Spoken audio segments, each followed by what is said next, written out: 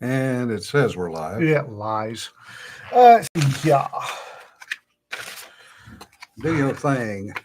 Okay. So, if you want to keep the air conditioning on, please God, keep the air conditioning on. Don't wait here. Air conditioning. If you like coffee, and if you're here, obviously you do, you need to talk to these guys. If you do, you want to let them know you heard about it here and order their blanket fort blend. It's good stuff. Yes, very good. Um, Oh, that's a wake up call, Rick. 3.8 earthquake 2 miles from your house on Sunday. I bet that rocked and rolled the bed a little bit. okay. Get some administrative stuff out of the way real quick. Administrivia. Administrivia. Um, okay. Kelly Grayson has a print version of his new book On Scene available now. Kindle Yay. Kindle will be available on the 28th. That's ass backwards. Kelly. Yeah, true. Since he's moving to the Great White Communist North, he needs all the help he can get. So buy his books. Also, Siege Waffle House 1347 is available for pre-order. Should drop on the 28th.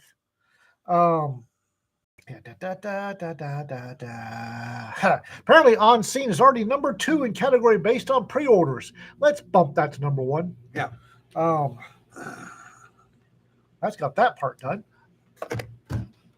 Oh, and for those of you who are expecting to hear Courtney's melodious voice, she's currently being roto-rooted for a massive kidney stone. So you may still hear her voice. High-pitched dogs, yeah.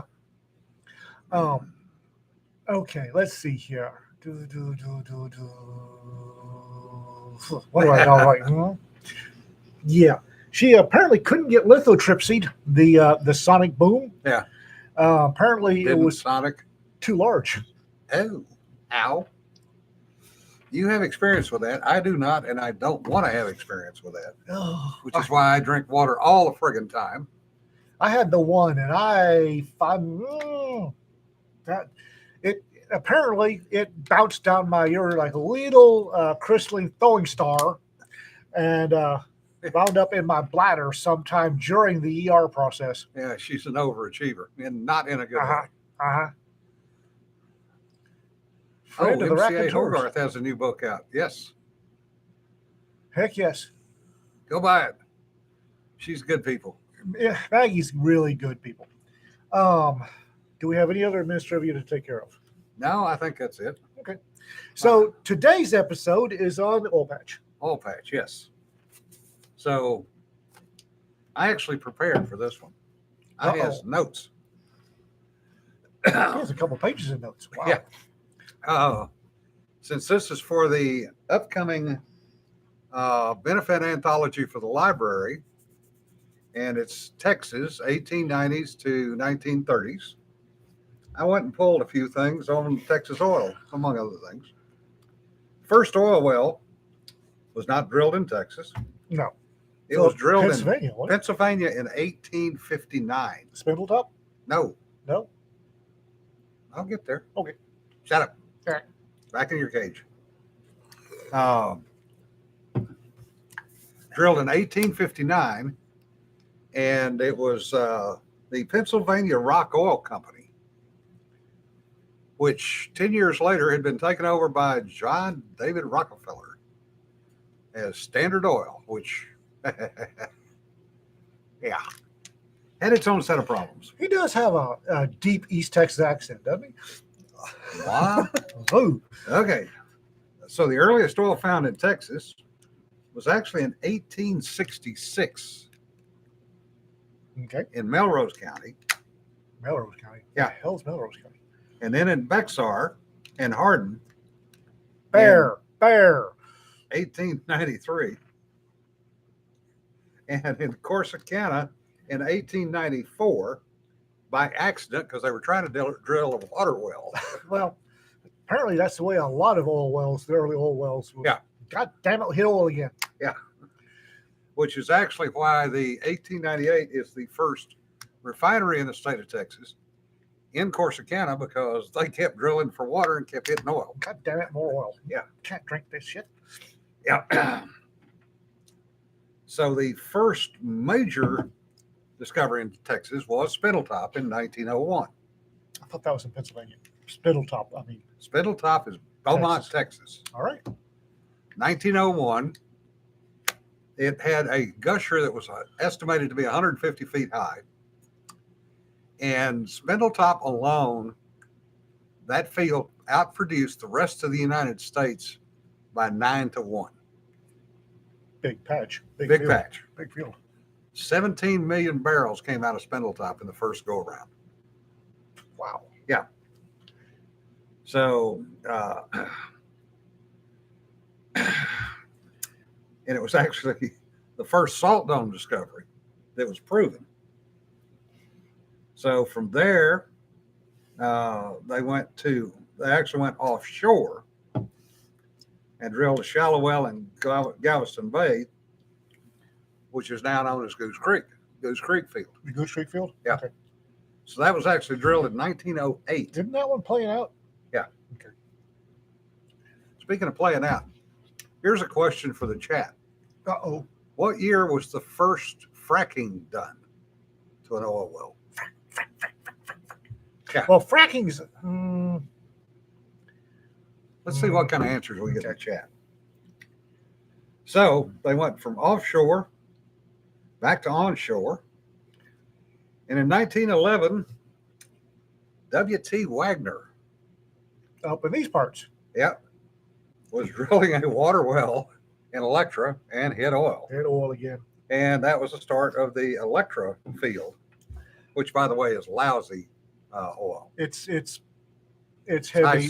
High sulfur content. Heavy oil. It's heavy, sour crude. It's nasty oil. 1917, they found oil in Burke Burnett. And I don't think Burke's a separate field, though. no, it's not. It was a corner of the other one. Connor accent. Connor.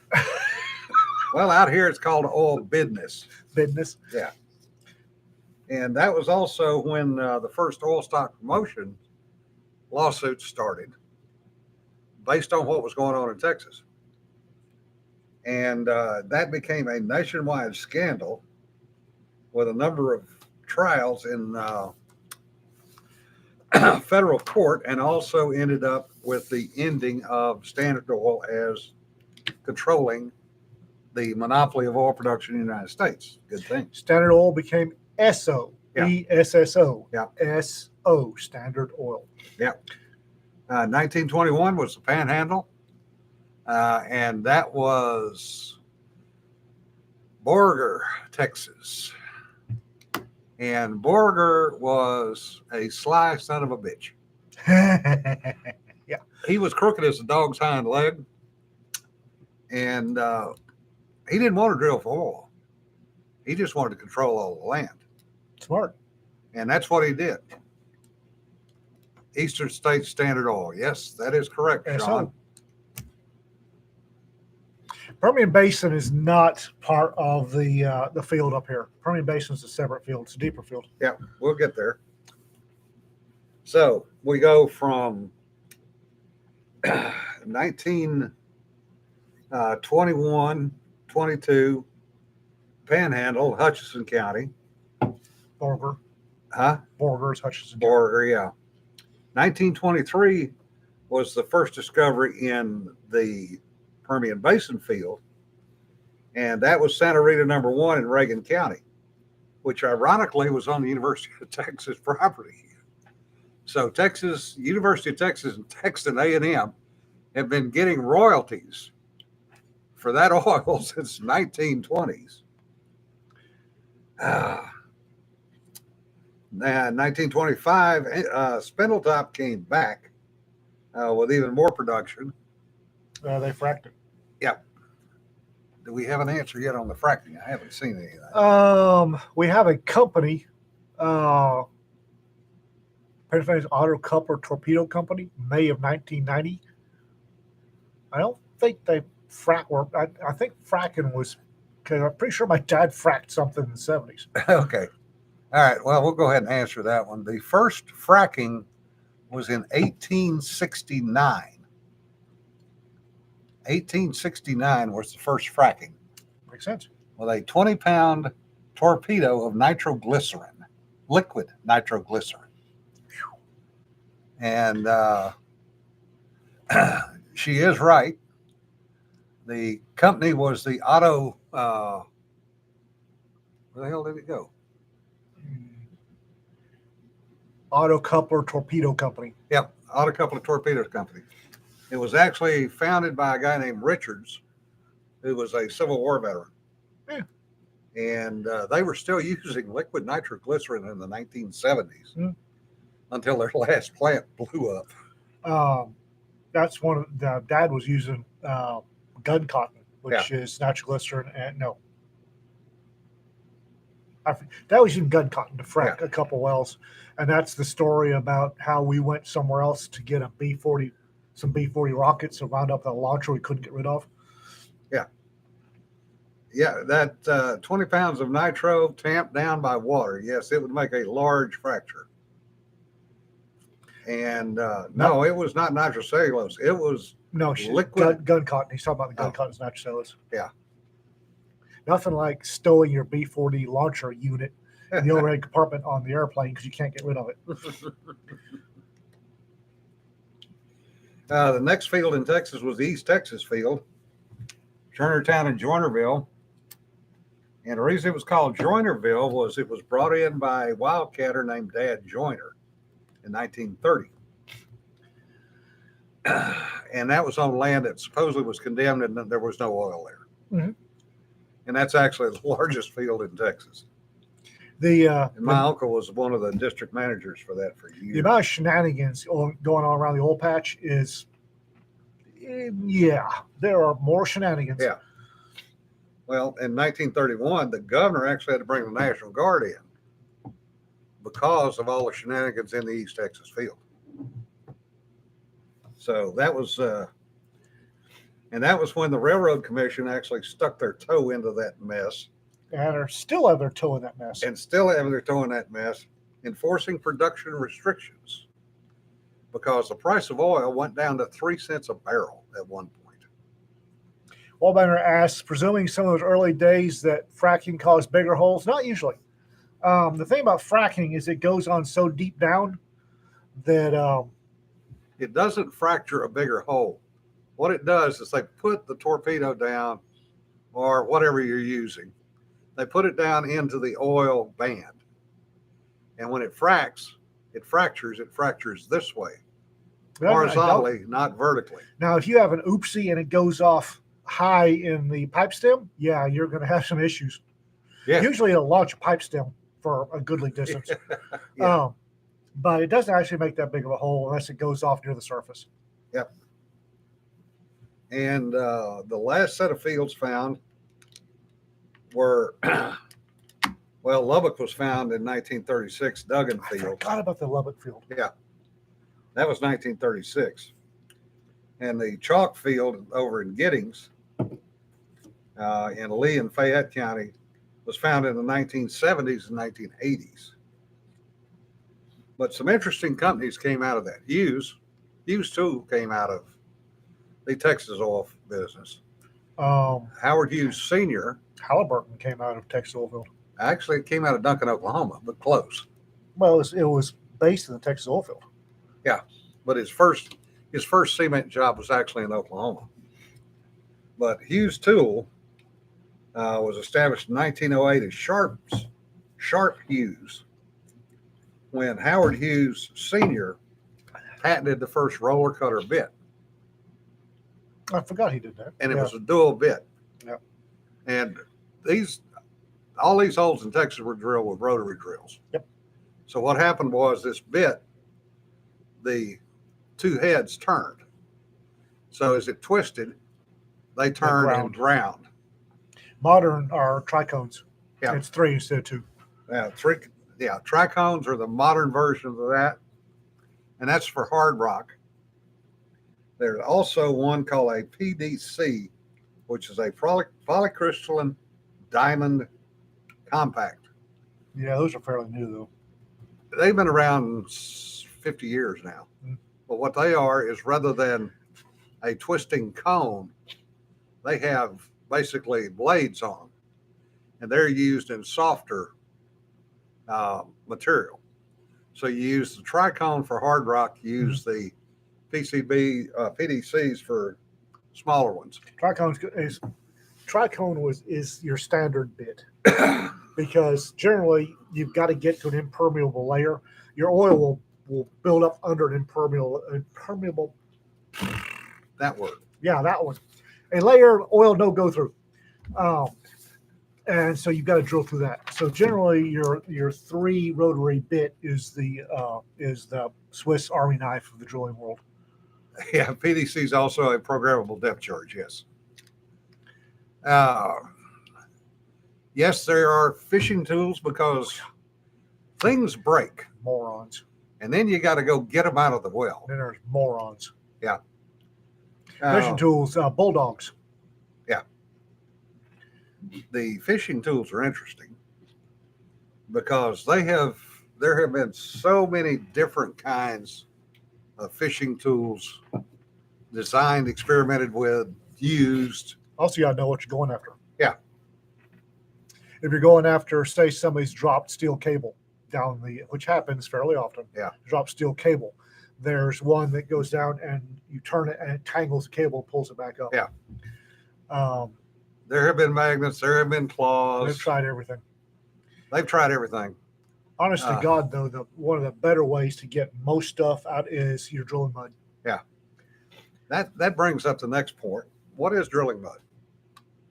Drilling mud was first used, at least from what I can find, at Spindletop, believe it or not. Oh, yeah. Drilling mud, it's slurry. It's generally barite, bentonite, mica. It's a powder in water. And it's used to lubricate, to remove chat, and to squirrels, glow stick. Fuck. 3 things it does. I can't remember the last one, but the last one is it brings it back to the surface. Yeah, it brings the chat. The chat is the ground rock. It brings that up. It lubricates. Oh, and it cools. My bad. It cools the drill head. At Spindletop, they were actually using clay. There was a clay pit when they were digging, and they actually started putting clay in to see what would happen. And oh, by the way, this is put down the drill pipe under pressure, up to 7,000 psi pressure.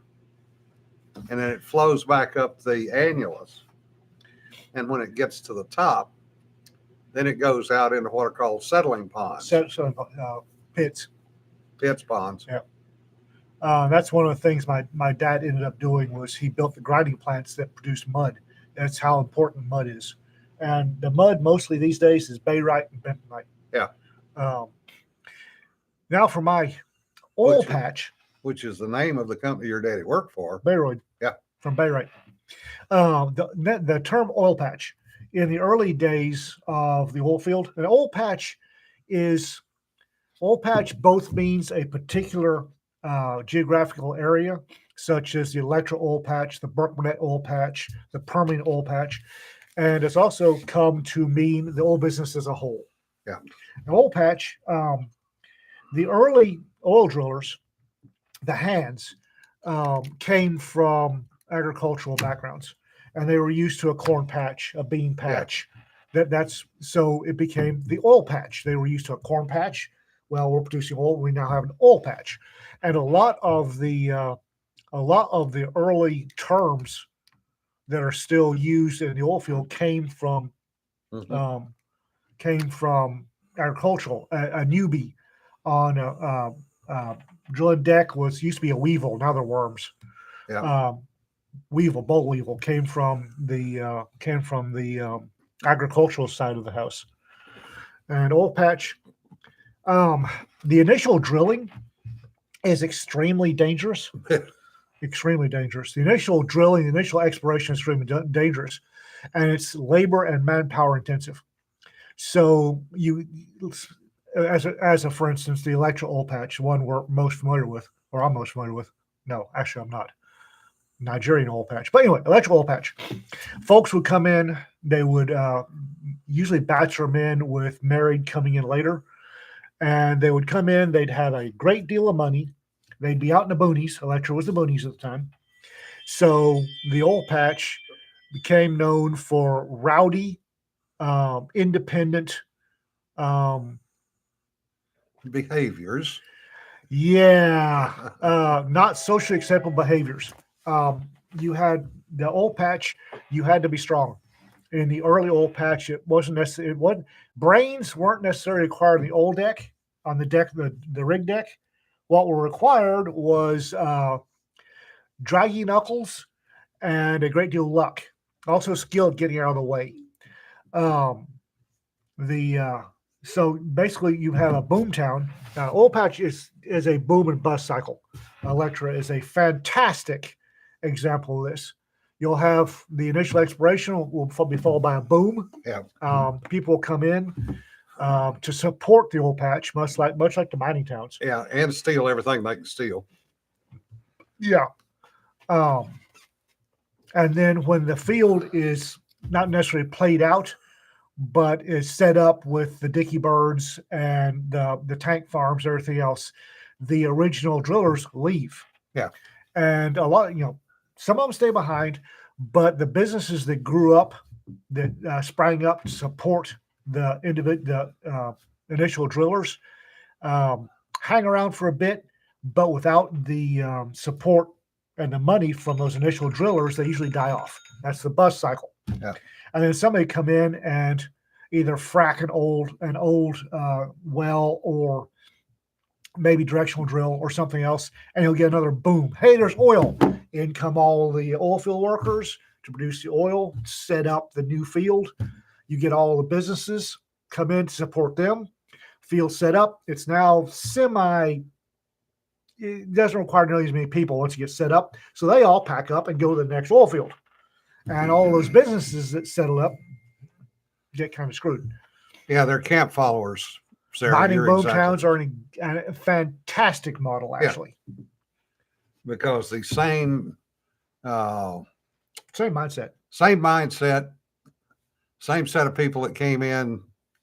There is some interesting history of Borger available online that basically talks about that whole cycle. Yep, boom bust cycle. As it occurred. Electra's been through three boom yeah. bust cycles that I know of since '85. Yep. Yep. And the thing is, you see the same players time and time again. And they're going to come in, they're going to take over if they can. They're going to, with what happened in Borger, for example, lay out the town plots that they've bought for pennies on the dollar. Sell them to the businesses coming in to support the oil field. They will have the police force who will be their hired thugs. And they get directed to beat up and or arrest anybody that goes against the head of the area. Petro gypsies. That's a good term. Yeah. I like that term. When we were overseas, it was as we moved from oil patch, one of the reasons that I had such a splendiferous childhood is we moved from oil patch. You see the same folks. Yeah. Because you get a name. If you have a good feel for the deck, Mm-hmm. I knew guys that could touch the drill and as it's working and tell what it was going through. Yeah. Which is holy gods. That's it's fan, just by reach up, touch it. Oh, we hit shale. Yeah. We did? Yeah. Okay. And they'd be right. Yeah. You got the engineers that are testing the rock bits that come up with the oil, testing chat to see what's going through. And I knew a lot of guys that, nope, we're in clay. And the engineers, 2 hours later, hey, we're in clay. That's good information to have. Yeah, because that means you change the bit right quick. And they did change bits on a routine And basis. you kind of pull that entire string up to change the bit.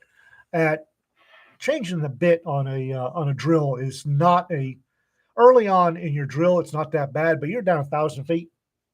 Try being down 10,000. 10,000 feet, 14,000 feet. It's a pain in the ass to change the bit. Because those are 50-foot sections of drill pipe. So You got to pull them back up, unscrew it, pull it up, unscrew it, pull it up for 10,000 feet. And the next question is, where do you stack all that pipe? In Nigeria, wherever it's handy. Yeah. It's even more interesting when you're out in the water, because you got to stack it back on the rig. Yeah. Well, they've got specialized racks on, or supposed to have. They do, and occasionally somebody will screw up. One of those racks will come apart or get unstacked unintentionally. TMC 4242 talks about his granddad rinsing off a bit of the cuttings, the chat, and then tasting it. Actually, the term for the common term for crude. Yeah. You have light sweet crude and heavy sour crude. Yeah. That comes from tasting tasting the oil. The good quality oil had a sweet taste to it. It was very light in viscosity. It had a sweet taste. Stuff around here is heavy, has a sour taste. My dad said that basically if you could sieve the leaves and branches out of it, it was okay diesel. Yeah. And you also get people that will use what are called the drippings, because you always get gasoline out of it. Yeah, you get drip gas. Yeah. Drip gas is... that was what ran many a Model T Ford no kidding. On a site. Drip gas is nasty. If you have a military engine that's rated for MoGas, drip gas is just fine. Don't run it through your cars. Modern cars do not like drip gas whatsoever. It will spit, cack, cough, backfire. Hey, James. So here we got the oil patch. Yeah. So there's a lot of money, a lot of high stress, a lot of very fit young men in a high stress environment with money, which comes to the concomitant, ladies of the night. Oh yeah. Various things to de-stress the working on a rig deck. Gambling, always gambling. That's to de-stress. Yeah. Working a rig deck is an extremely stressful occupation. My dad did not want us to go into the oil field. Well, if we did, he wanted us to be engineers. He did not want us out working the platform or the deck, because a lot of the really good engineers. Hi, I'm Fred. Fred, where are your fingers? Yeah. Bit of pipe on Delta 8. Okay. And it's a 24-hour a day. You can't stop a drilling rig. You can't stop it. You can't run for 8 hours and stop it and come back 16 hours later to run it again. It is a 24-hour, 7 days a week, 52 weeks a year process. Yeah. And you've got to keep your head and wits about you, because one oopsie and you're missing digits or limbs. Yeah. Or you're a hashtag. Slapping chain, classic example. Whoo. When you have to pull a section or add a section of drill pipe, the round table, the actual section of pipe that goes into the round table is square, and it's about 3 inches square, and that's how it torques when it turns the round table and turns the drill on the far end. Well, you've got the bitch block, which is at the top of the derrick, and the reason it's called a bitch block is it's a son of a bitch if that thing falls. People are dying. Yeah, because it weighs over a ton. But you use that to clamp onto the bit the pipe that goes through the head, and you clamp just below all the fittings that connect in for your pumping and everything else. You pull it up, Then you have a separate set of clamps on the roundabout that you clamp around the round drill pipe. You put a set of clamps on the bottom that lock into the round table. And then the common way to do it is you use 1-inch length chain. And you spin the chain around. Yeah. You throw the chain, it spins around the pipe. And then the donkey engine off to the side, run by another guy. Once you throw the chain, his job is to then spin that chain off, unscrewing the pipe connection.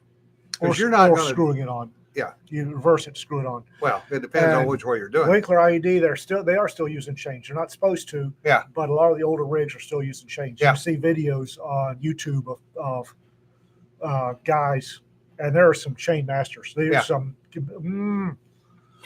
I knew a guy that worked for my daddy who lost this much of his arm wrapping chain because he threw it left-handed. Ooh. And it got caught. And when it spun that. And the guy running the donkey saw the chain wrap and went rip. Yep. And took ripped his hand right off. Ripped his hand off. There are, one of the things that my dad, gloves, he wouldn't let people wear gloves if they were working the chain. Yeah. Because the gloves get hooked in the chain and rip a hand off. Yeah. And you can tell the chain man because his hands are all torn up. Yeah. Now the other thing usually got shoulders like a Brahma bull too. Yeah. The other thing was the guy that was up on the bitch block at the top of the derrick, because his job was when they pulled a section of pipe, he had to reach out and grab it and then pull it in to stack it when they put the next section in. Well, there's not much room on the top of a derrick. And there is oil and mud and everything else everywhere up there. And remembering that mud is a lubricant. Yeah. And more than one guy has fallen and impacted the roundabout, if not the people below. I've seen more than one slingshot rig do this.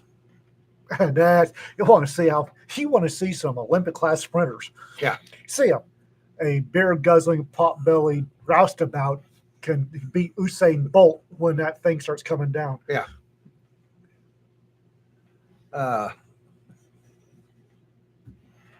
Yeah. Well, and Winkle Red, that may be true, but I'm going to tell you, there's a lot of people out there. Winkle Red brings up a really good point. He says, around here, I believe it's a minimum of $10,000 fine if a rig is caught using them.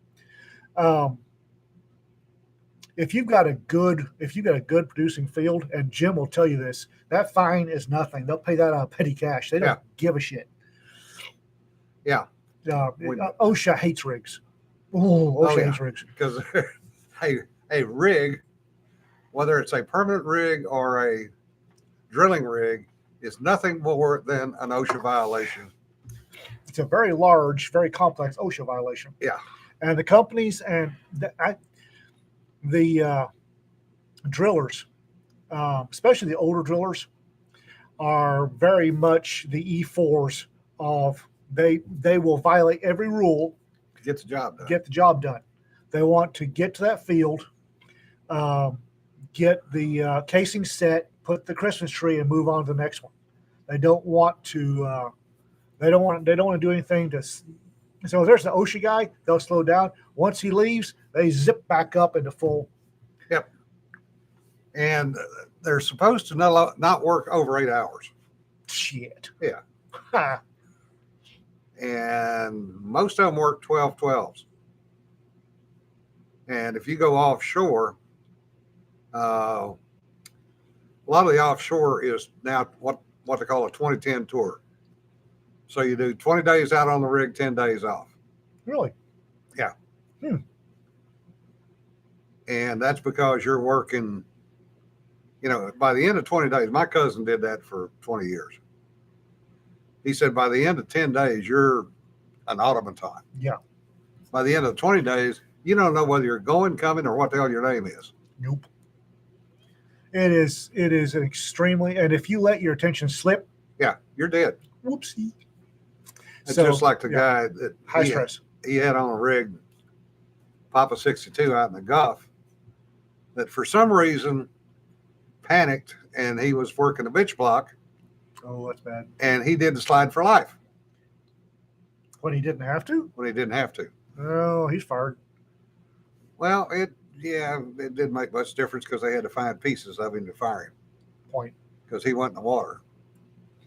Dumb. And oh, by the way, most of the guys on the offshore rigs are bored, so they fish for sharks.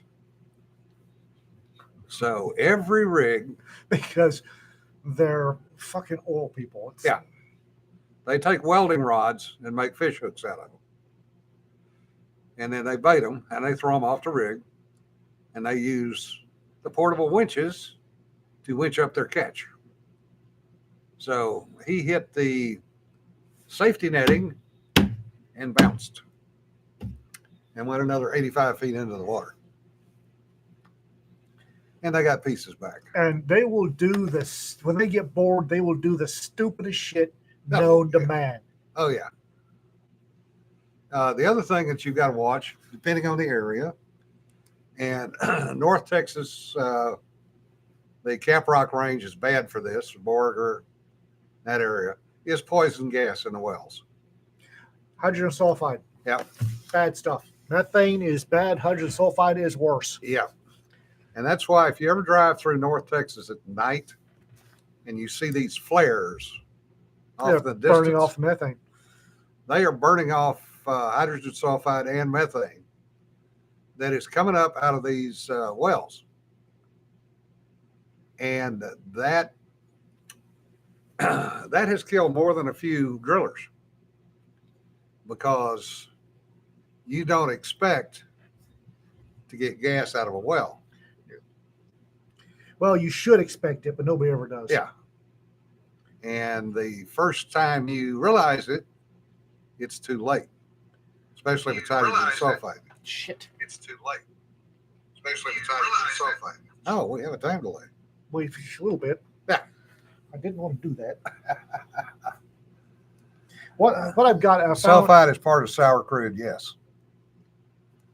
heavy sour. Yeah. What I'm trying to do is I found a video of a chain man. This guy's good. Yeah. So I'm trying to put it into the chat so people can. Yep. Also known as two-step gas in the Balkan. Yeah, we had an echo, Kermit, because Ian was playing with his phone. Well, what I'm trying to do, I just put a link to a chain man so you can see what's going on. You thought you did. According to here, I did. Hydrogen sulfide is H2S. And when you inhale H2S and it hits your H2O, it generally, there's a chemical reaction that makes H2SO4. Bad. H2SO4 is coming with sulfuric acid. This is a bad thing to have in your lungs. Yeah. Yeah. Sedco, when Ocean Ranger capsized. Oh, joy. Yeah. Yeah. That's the other fun part of working offshore. You got Sedco. Yeah. Links don't work in the chat. Bloody hell. Yeah, put it in North Texas. Yeah, we'll do. Oh.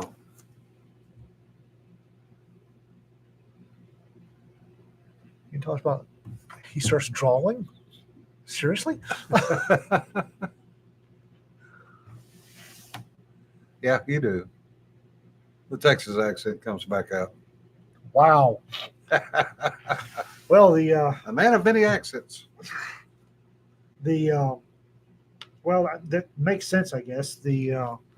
Most of the roughnecks, roustabouts, and engineers I worked with, oil in the 70s was a Texas thing. Yeah. Texas and Scotland because of the North Sea. Yeah.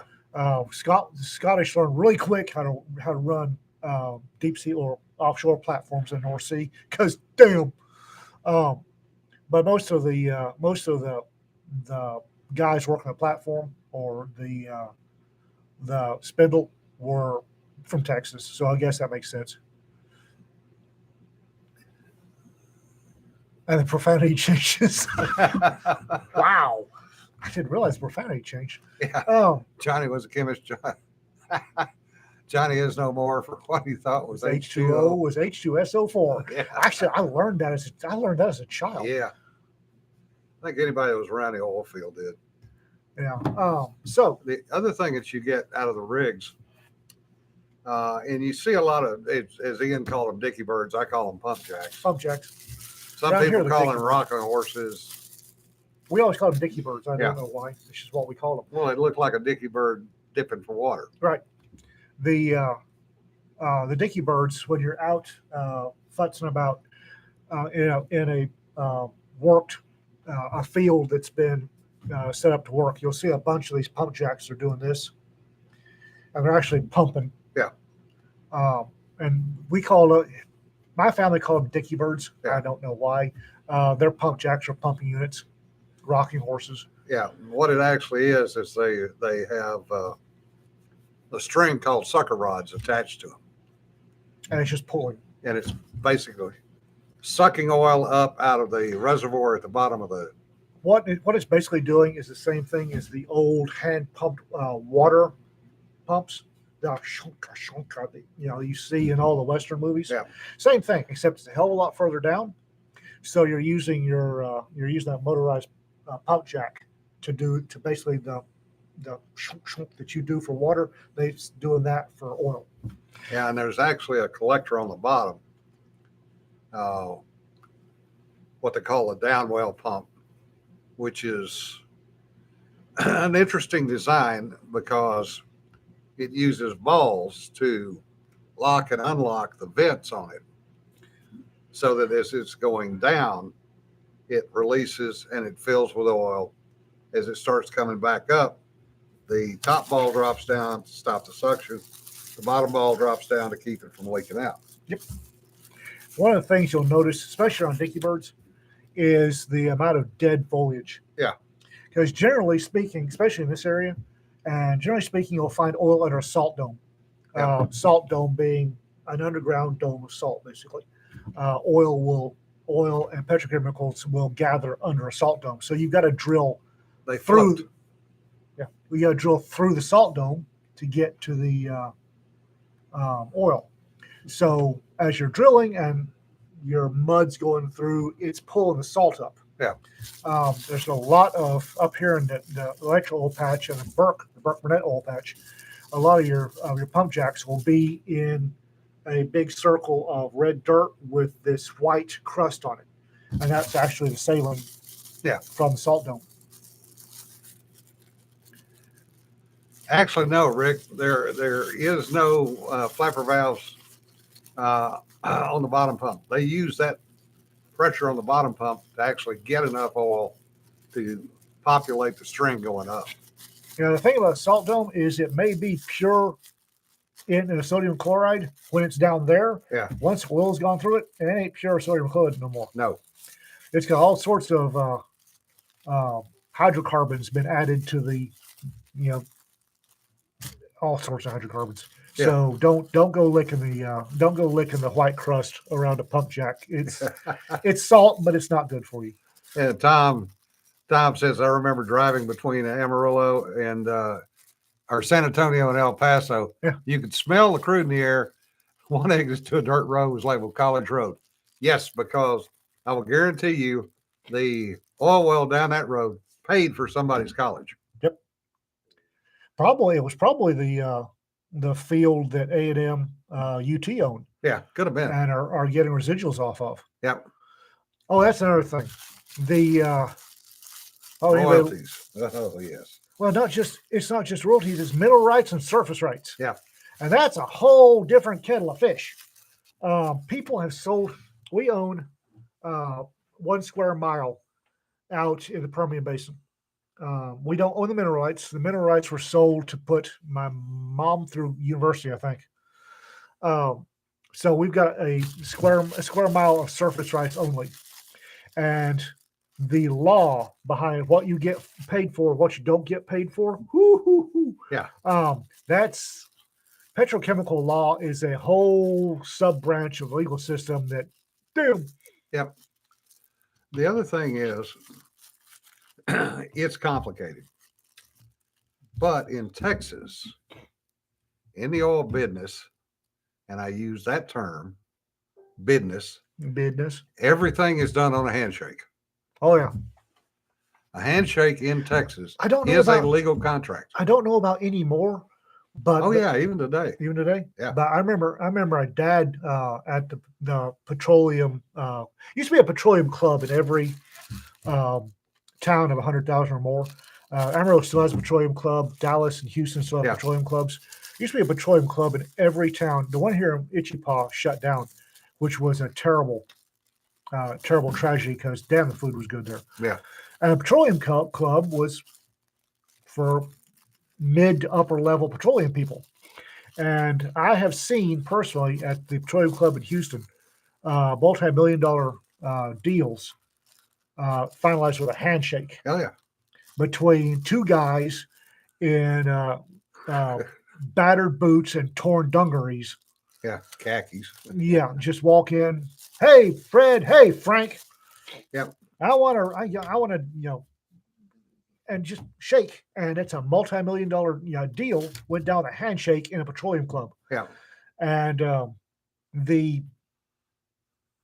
if you crawfished, No, they don't, Bill. They don't spit before they shake. if you crawfished on a deal, you couldn't work in the petroleum industry anymore. Yeah. Because in the petroleum clubs, everybody witnessed it. Everybody saw that. Everybody heard what happened and saw the handshake. And there were, you could, that was the handshake was the big framework, and then you filled in stuff with meetings later. But good Lord, I say there was a hell of a lot, especially in the 70s, hell of a lot of money exchanged on a handshake. Yeah.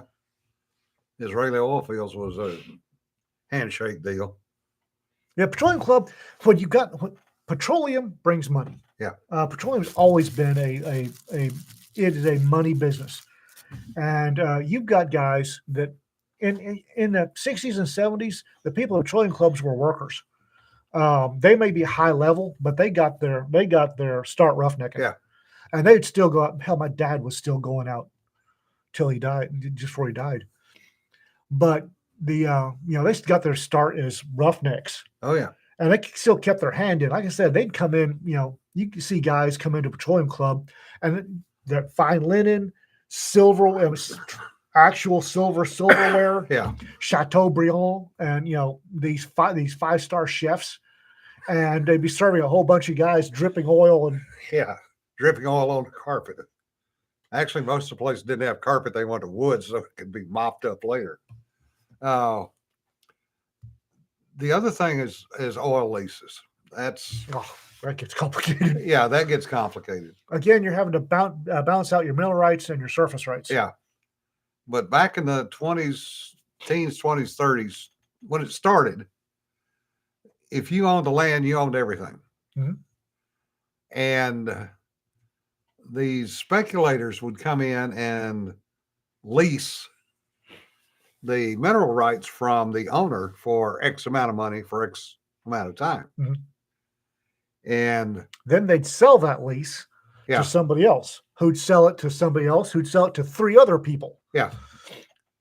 So there were a lot of fortunes made and lost in the leasing side of the house. Yeah, on leasing, you get a speculator come in, he'd buy, the lease for, Electra 5, number 5, for 6 months. And then here's the lease. And the lease would be for all the mineral rights. Then he'd turn around and sell it to somebody else. Yeah. Who'd sell it to 3 people. So every dollar made on that lease would be broken down into X, and you had to keep track of who got what percentage of that dollar. Yeah, and there were people who all they did was sit in their offices and manage that. And they took a percentage for doing that. Mm-hmm. And then you got the surface rights, which is any damage done to the surface while pulling the oil, you had to pay the landowner who still had the surface rights. Yeah. Yeah, wall banger. That's pretty much true. Wave $100 bills. I'll pay you for your minerals. You'll never leave Harlan alive. There were interesting circumstances. It happened more than once. My dad was involved in the pipeline business after he almost got killed up in Borger with a headache rack that collapsed. And he flipped over the pipeline side. And in the early 30s, he was out on the West Coast when they were bringing in a Long Beach field to look at pipelining. And they were supposed to take the train up to San Francisco to have another set of meetings with, among other people, old man Sinclair and old man Phillips. One of the guys that was supposed to be there in the meetings was one of the guys that worked for old man Sinclair doing oil leases. And he had bought a car in LA. So he was going to drive up the Pacific Coast Highway. And the story is, oh yeah, this is a famous oil field story. Yeah, that and my daddy is the one that vouched for it to me. Said they got to San Francisco. This guy hadn't shown up. They couldn't figure out where the hell he was. As it turned out, he stopped to take a piss on the side of the road and saw a train lugging. And then all of a sudden the train stopped lugging. And he went, that looks like a salt dome. It looks like several salt domes. Yeah. A little place called Elk Hills, which is now the home of what is left of the nation's oil reserves. That square mile we have out in the Permian, like I said, we don't own the mineral rights anymore.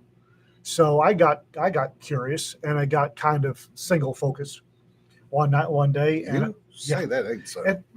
Every once in a while, I get locked in on something, and I forget to eat, and it's weird. I don't recommend it. But I got locked in, and it was one of the few times I had to give up because I was trying to trace who was supposed to get money. It's all public record. I was trying to trace who was supposed to be getting money and how much. Yeah. And that was one of the few times I had to give up. Yeah. The ins and outs and machinations, and I couldn't. Yeah. And this is me. This is me,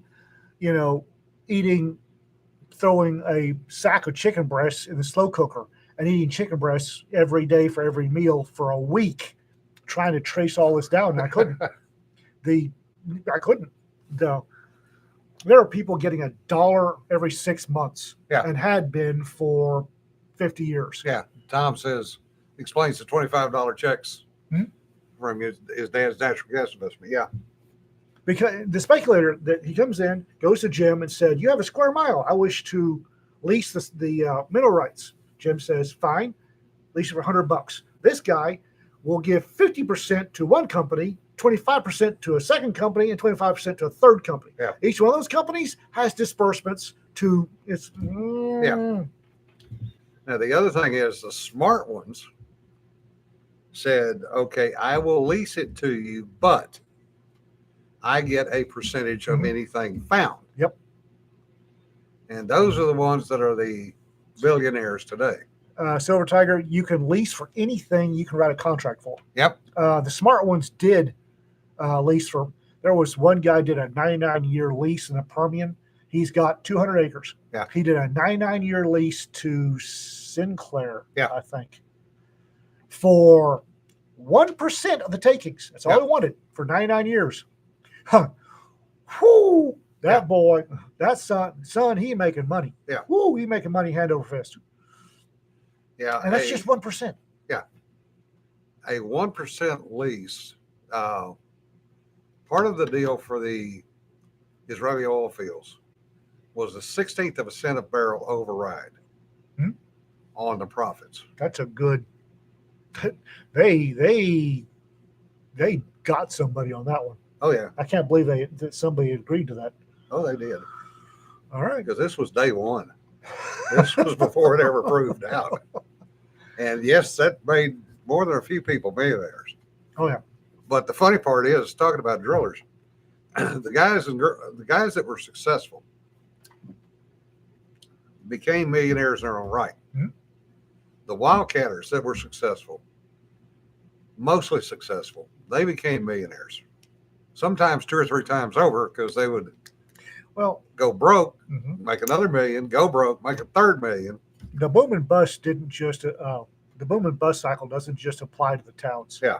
There are a lot of people that or used to be, I don't know, I've been out of the oil business for decades. Yeah. But back in the day, there were a lot of people that they get to a patch, they make $1 million, they lose it, get to another patch, make $1 million, be happy, lose it, mostly through divorce. Yeah. The old wildcatters used to be the most divorced bunch of people I've ever met in my life. Yeah. Yeah, Bill, that happened more than once. Came up with an oil drill that was more efficient than anything available. Lost in the Great Depression. Yeah, that story happened more than once. Oh, slant drilling. Slant drilling, that's whoo. Yeah. Well, now they do slant drilling and horizontal drilling. Yeah. But a quick story about boom and bust. Old family friend Charlie Waters was one of the last of the wildcatters. He and John Jay brought in the field down in Florida. And Charlie had made and lost a couple of fortunes. And he always said his worst mistake was he didn't buy his wife a house when he made his first fortune. And she was pissed. I can imagine. So when he made his second fortune, he bought her 2 houses, one in Houston in River Oaks and one in Dallas in River Oaks. Because those were the two places in Texas where all the oil families bought houses. Houston was a center, the world center for petrochemicals for at least in the 70s. I don't know about now, but Houston was still up there. Houston was the oil town. If you wanted anything done, you went even North Sea, North Sea in off of Scotland. If you want anything done, you went to Houston. Yeah. The other thing that you get is the oil service companies. And we haven't mentioned those. That's a whole different podcast. Oh, yeah. But those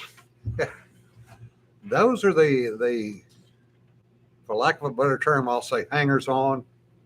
Yeah. They work around the fringes of the oil business. They're the ones that if you need a welder, they have a welder that'll come out to the rig. They're the ones that if you need supply cafeteria services. Cafeteria services. If you need 500 feet of 4 3/4 inch drill pipe now, they will find it and bring it to you. I hate those guys. Yeah. I hate those guys. Yeah. My dad, when he was working in the field, he wanted to work with established big companies. Yeah. The little guys would screw you over at heartbeat. Very fly by night, and it was always in the 70s. It was usually cash on barrelhead, especially in Africa. There was cash on barrelhead, and there are more than a few that, here's X amount of money for I need, 500 units of pipe. Well, here's the money, and a year later, still don't have the pipe. Yeah, Julian, I can believe that. 1/4, 1/8 of 15%. Yeah. On a well that's been pumped for 40 years. Yeah. $80 a month. Yeah. That's about right. Ready Dare was a big company, Mikado.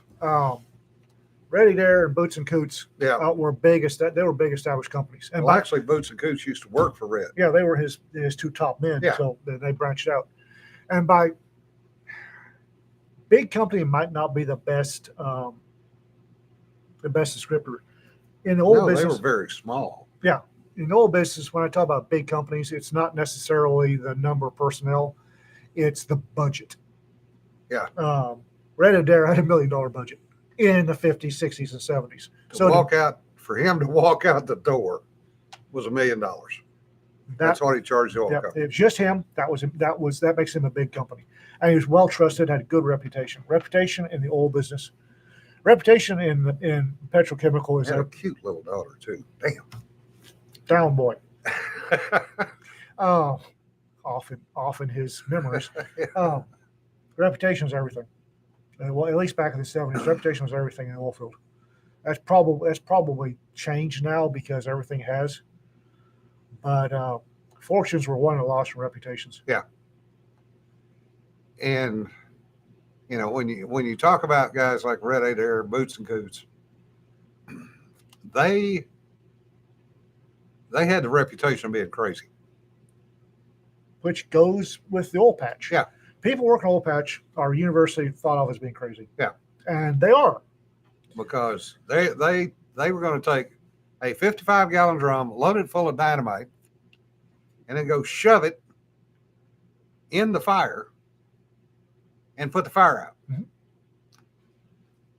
First time we did that, nobody thought it'd work. Yeah, from 50 feet away. It kind of goes boom rather loudly. Puts out the fire. Puts out the fire and pieces go everywhere. The Devil's cigarette lighter, I think, was his Yeah. his most famous. Yeah. Well, that was burning for a long time. That everybody else in the world had tried to put out. Tried, couldn't do it. He told him that he'd fly out for $1 million, and this was back when $1 million was something. Yeah. Took a look at it and fixed it, and they paid him his fee, no questions asked. Yeah. Because good Lord, you have a well fire. There are issues. I mean, you're losing all that oil that's going up in smoke, oily, greasy smoke, is money being burned. It also takes time. Every rig fire, oil fire, is costly in terms of product and time. Average loss of $1 million a day. I'm surprised it's that low. God's honest truth. Yeah. Between the amount of man hours lost, product lost, it's just crazy stupid. Well, look at another example. When Saddam set all the oil rigs afire in the Gulf. I got a story about that.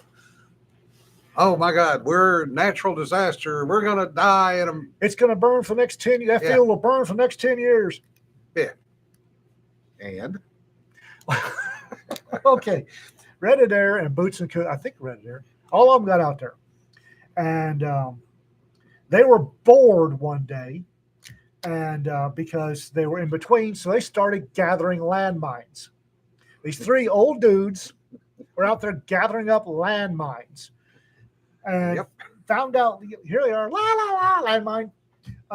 They were using the explosive because all of the charges they were using, they were running out of explosives, putting out fires.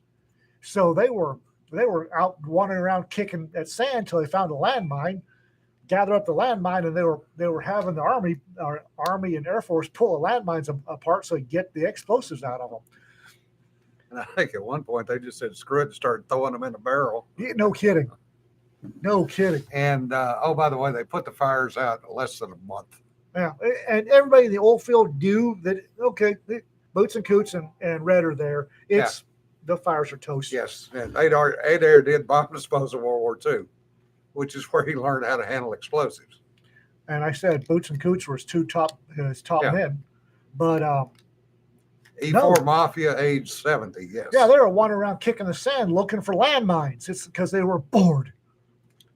Oil patch. Yeah, oil patch.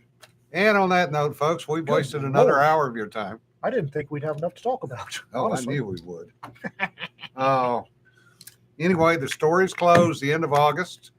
They do not have to be about a drilling rig. It can be humorous. It can be romantic. It just has to be a good story. And involve the oil patch, which we just spent an hour and 4 minutes talking about. Send them to me, and for my sins, I'm collating them for the library again. Sucker. Shut up. Doug Irving was on here earlier and reminded us we've got a Nauticon coming up in San Antonio. Yeah. So we're going to have a big book signing. August the 19th. Squirrels, glow stick. Fuck. I forgot where I was going with that. It'll be at a Barnes and Noble and then at a hotel. We're still trying to decide on the hotel. But it's Rob Hampson, Speaker Lab Animals, and and Chris Smith, a whole bunch of other authors. We're all going to be down there doing a book signing. Yeah. So, and I was going to say something, and now that's. So come out and support Rob. Buy some books. Yeah. Have your book signed. There's not a link to this function yet. H. Doug Irving was on here somewhere. Ping him. That not my circus, not my. I will be there, but I've got enough monkeys and another. How did I do that?